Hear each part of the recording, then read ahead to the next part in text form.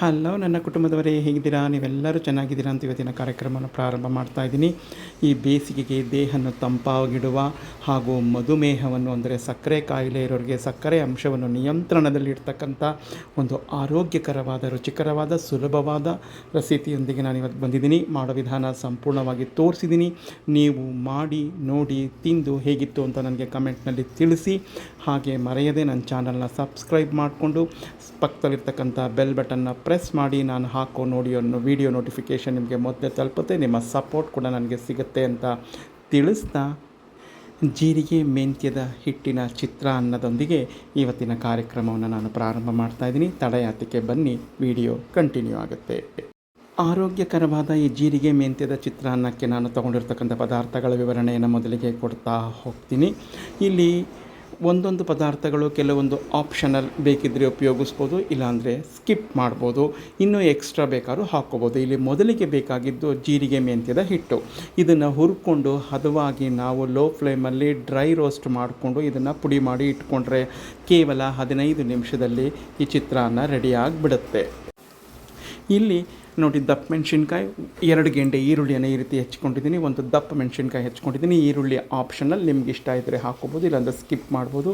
ಕರಿಬೇವು, ಒಣಮೆಣಸಿನ್ಕಾಯಿ, ಖಾರಕ್ಕೆ ಅನುಗುಣವಾಗಿ ಹಸಿಮೆಣಸಿನ್ಕಾಯಿ, ಮತ್ತು ಸ್ವಲ್ಪ ಕೊತ್ತಂಬರಿ ಸೊಪ್ಪು, ಹಾಗೆ ಕಡಲೆಬೇಳೆ, ಉದ್ದಿನಬೇಳೆ, ಕಡಲೆಕಾಯಿ ಬೀಜ, ಬಿಳಿ ಎಳ್ಳು, ಸಾಸಿವೆ, ಜೀರಿಗೆ, ಅಡಿಗೆ ಅರಿಶಿಣ ಮತ್ತು ಪುಡಿ ಹಿಂಗು. ಹಾಗೆ ಇಲ್ಲಿ ತೆಂಗಿನಕಾಯಿ ಬಳಸಲ್ಲ, ಕೊಬ್ಬರಿ, ಕ್ರಿಯಾ ಫುಡ್ಸ್ರವರ ಗಾಣದಿಂದ ತೆಗೆದ ಕಡಲೆಕಾಯಿ ಎಣ್ಣೆ, ತುಪ್ಪ ಮತ್ತು ರುಚಿಗೆ ತಕ್ಕಷ್ಟು ಅನುಗುಣವಾಗಿ ಉಪ್ಪು. ಇಲ್ಲಿ ಪುಡಿ ಉಪ್ಪನ್ನು ಬಳಸ್ತಾ ಇದ್ದೀನಿ.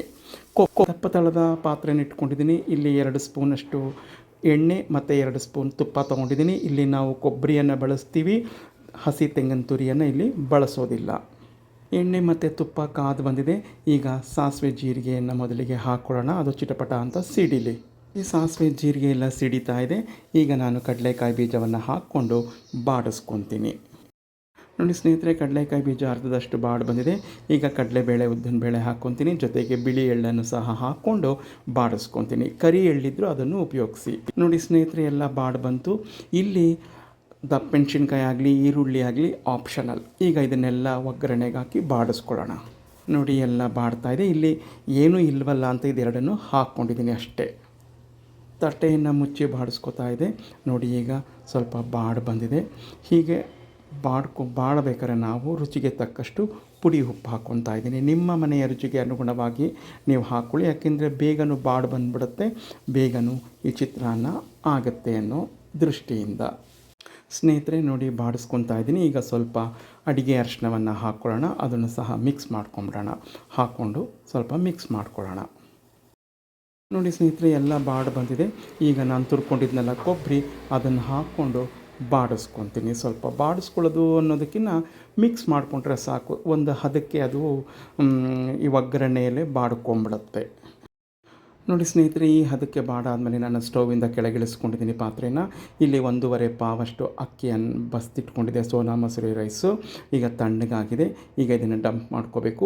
1 ನಿಂಬೆ ಹಣ್ಣನ್ನು ನಿಮ್ಮ ಮನೆಯ ಹುಳಿಗೆ ಅನುಗುಣವಾಗಿ ನೀವು ಹಿಂಡ್ಕೊಳ್ಳಿ. ನಾನು 1 ನಿಂಬೆ ಹಣ್ಣನ್ನು ನಾನು ಹೆಚ್ಚಿ ಇಟ್ಕೊಂಡಿದ್ದೀನಿ. ನೋಡಿ, 1 ನಿಂಬೆ ಹಣ್ಣನ್ನು ಸಂಪೂರ್ಣ ಹಿಂಡ್ಕೊಂಡಿದ್ದೀನಿ.